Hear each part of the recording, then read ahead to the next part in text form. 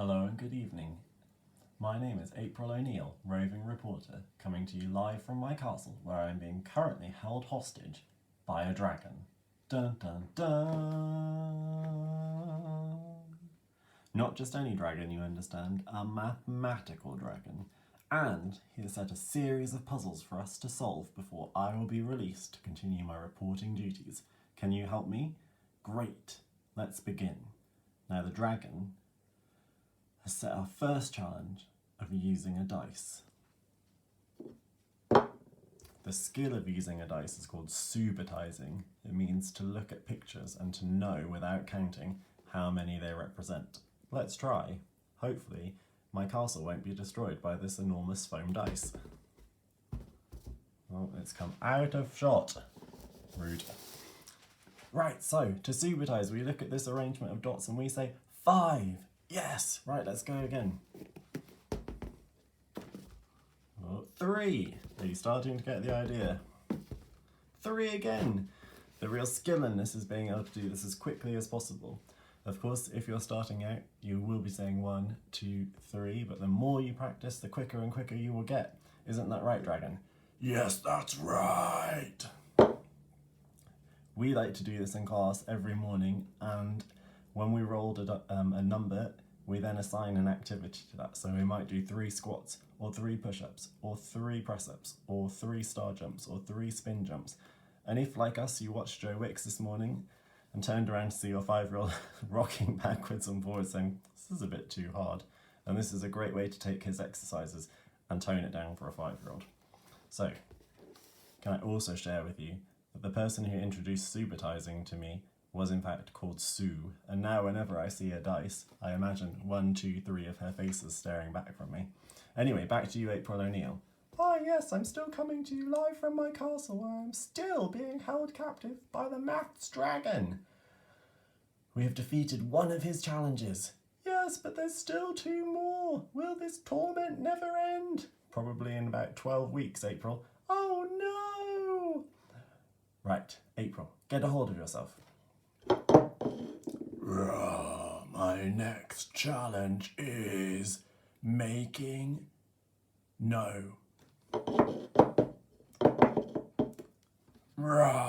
my next challenge is continuing a pattern.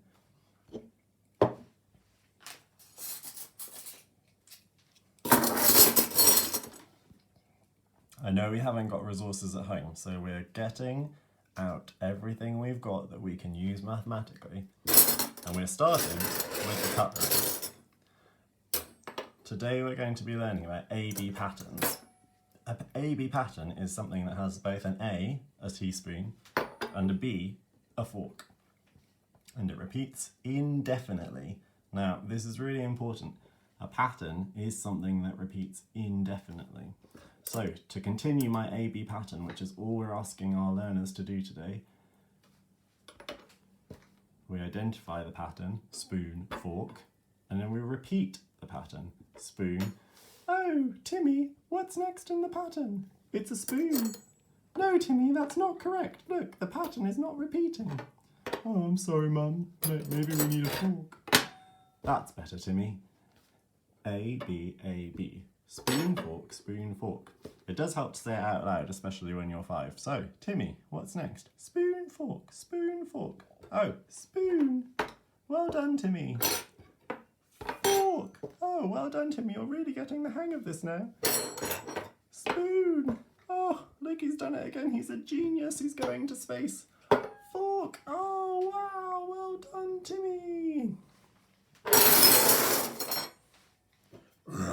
You're not finished yet, Timmy. Oh no, but how will I rescue April O'Neill from her castle? Please save me, I have to be on the news at 10 o'clock. Not yet. Next, we have raided the fruit bowl.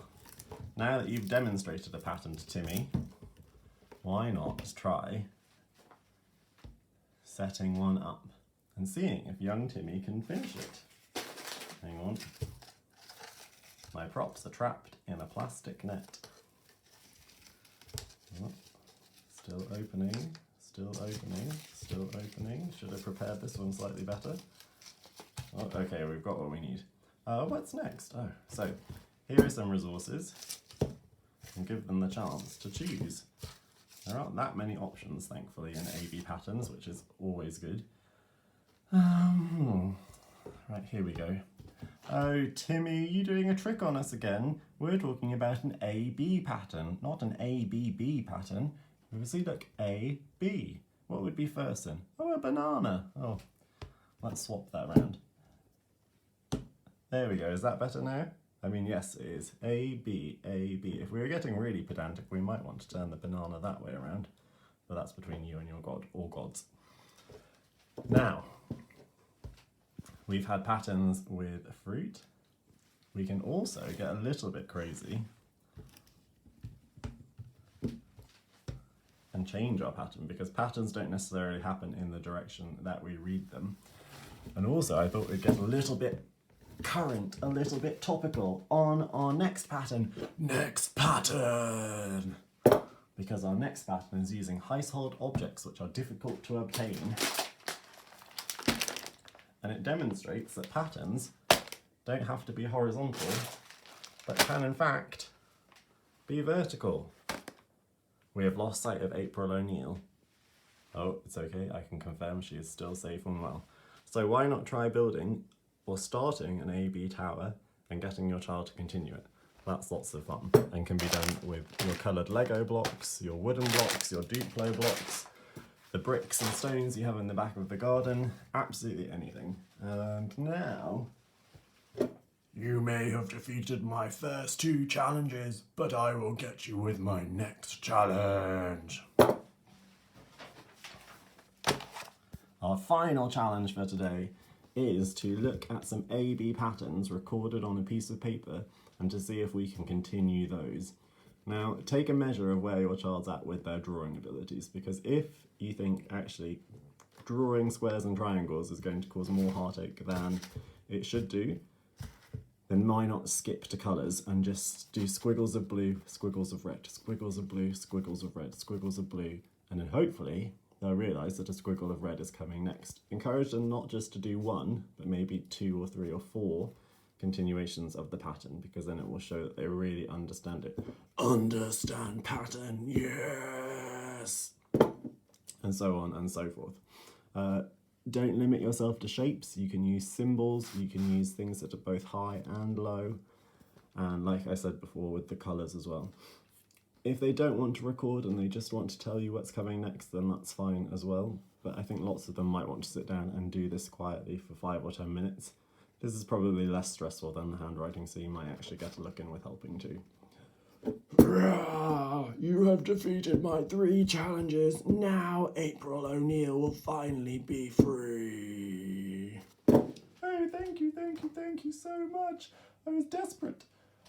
Can you see I've been carrying my toilet roll around with me? Now I must escape. See you soon. Thank you and good night.